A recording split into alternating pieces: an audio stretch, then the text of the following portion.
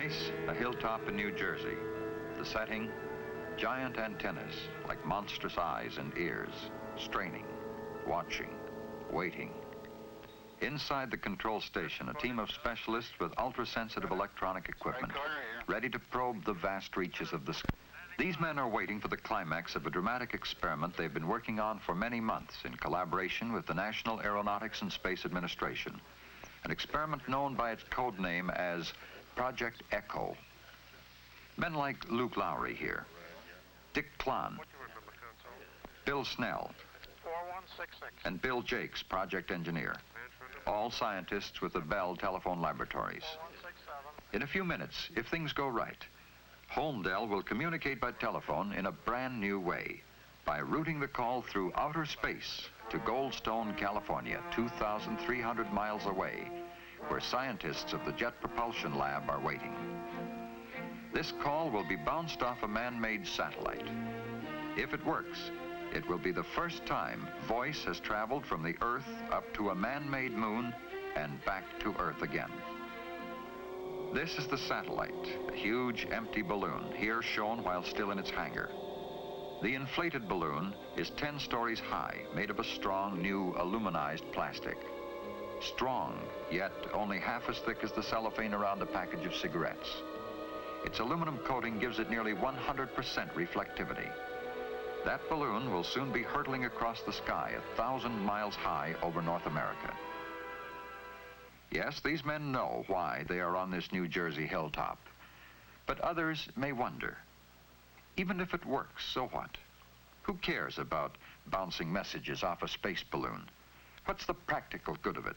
We can telephone almost any place in the world today. Thanks to ocean cables, we can talk overseas as if to the phone next door. This year, about 3 million messages will be transmitted across the Atlantic. But 10 years from now, it is predicted there will be 21 million messages. More facilities will be needed. And there are the polar regions where severe atmospheric conditions make radio reception difficult. Here, particularly, the military need for alternate communication systems is great. Powerful microwave transmitters carry telephone calls over barren and open spaces. These systems will always serve us well. But today, as scientists look ahead, they foresee great gaps in our worldwide communications unless more and different systems can be devised. For instance, we would like to see live television programs, history in the making from all over the world. But TV broadcasting presents a special problem. One TV channel requires the space of almost 1,000 telephone circuits. This requirement is simply too expensive for present systems. And even if this problem could be licked today, what about tomorrow? For many years now, Bell Laboratories scientists have been looking ahead to satellites for communication. We are already capable of building a satellite equipped with operating receivers and transmitters which could be made to operate at a much greater height than a simple reflector balloon like that in Project Echo. The higher you go, the greater the portion of Earth in range of the satellite, and the fewer you need to circle the globe. A worldwide communication system of satellites like this has already been outlined by the Bell system.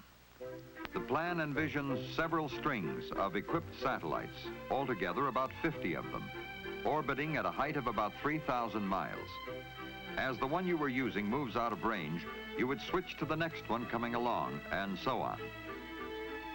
And if you wanted to send, say, a telephone message or a television program to some area not covered by any single satellite, the signals might be bounced from transmitter to satellite, back to Earth, up to a second satellite, and down to the destination. That way, you could maintain continuous transmission of telephone calls and television programs to various parts of the Earth. But scientists have conjectured even far beyond this. Perhaps someday it will be possible and worthwhile to put up a precisely positioned satellite, 22,300 miles out, which at that distance would revolve in step with the Earth and would seem always to hang in the same place in the sky. If it became possible to put 3 such satellites in orbit, together they could cover the Earth. But this high-orbit, 22,000-mile system is at best far in the future. As scientists wait in New Jersey and California, today's experimental balloon satellite, the pioneer of worldwide space communications, is already up in the sky, 1,000 miles high, on its first 2-hour orbit around the Earth, hurtling through the vacuum of outer space, ready to relay telephone signals between powerful transmitters and receivers as far apart as New Jersey and California. The men in both locations know that when and if it does arrive, they will have approximately 15 minutes to bounce their messages from coast to coast off its surface. For in 15 minutes, it will have swept across the United States and be out of range. These men well know the complicated chain of events that is a natural part of missiles and space operations. Earlier in the day, the first big question was, would the missile system work? Hours before, down at Cape Canaveral, the Delta missile that would put the Echo balloon into orbit was on its launching pad.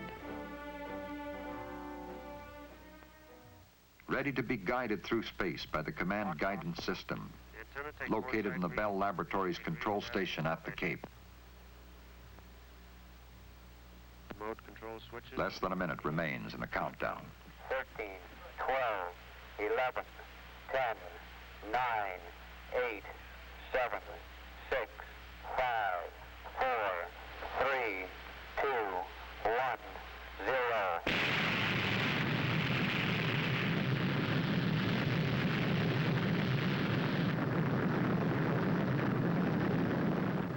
As the missile hurtles through space, the control center maintains communication with it, checks its position, and automatically sends any necessary steering orders to keep it on its predetermined path.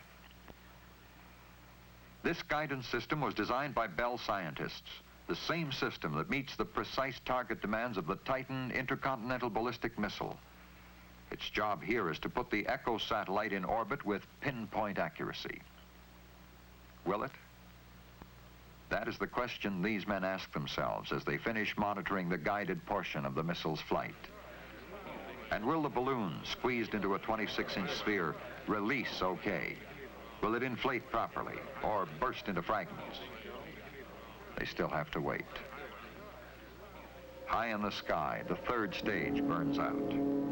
The payload section separates from the engine. The protective shell springs apart, releasing the balloon. Floating clear, the balloon is inflated by a chemical powder which instantly vaporizes in the vacuum of outer space.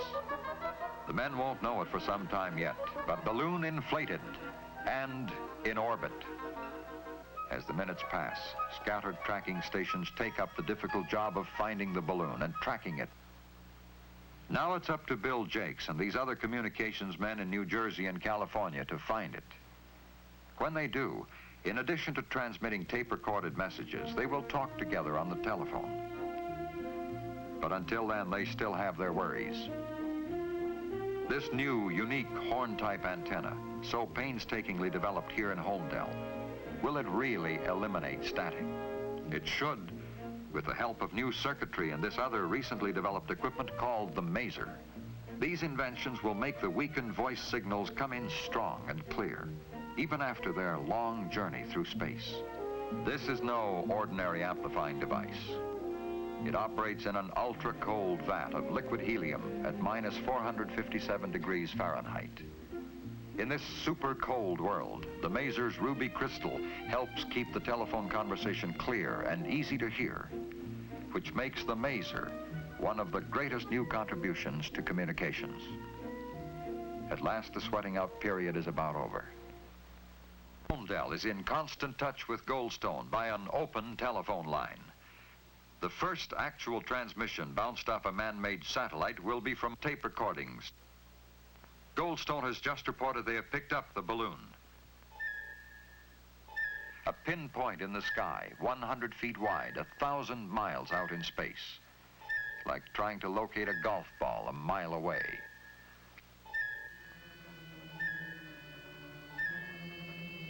We have it now, Bill.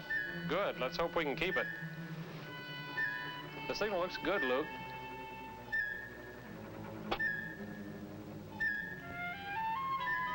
tracking looks good, too.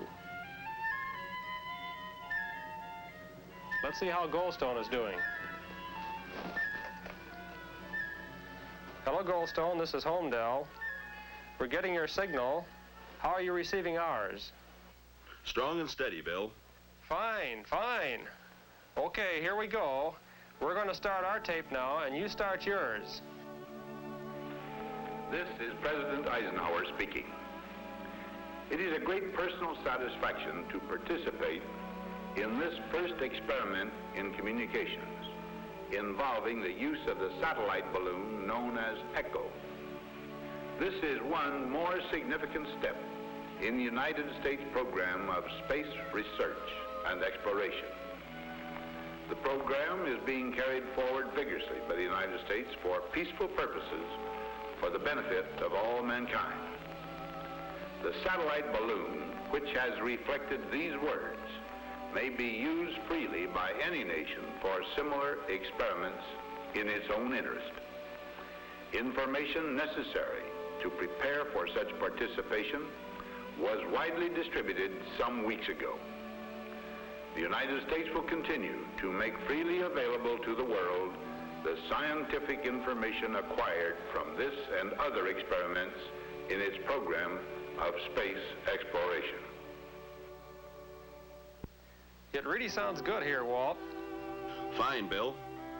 And so the first spoken word from man through space to his own satellite and back to man again is the voice of the President of the United States.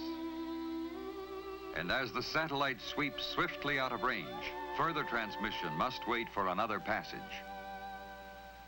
Now, sometime later, as the balloon again passes over America, the same scientists try the first telephone conversation ever bounced from a man-made satellite. You can fire up the transmitter. Right.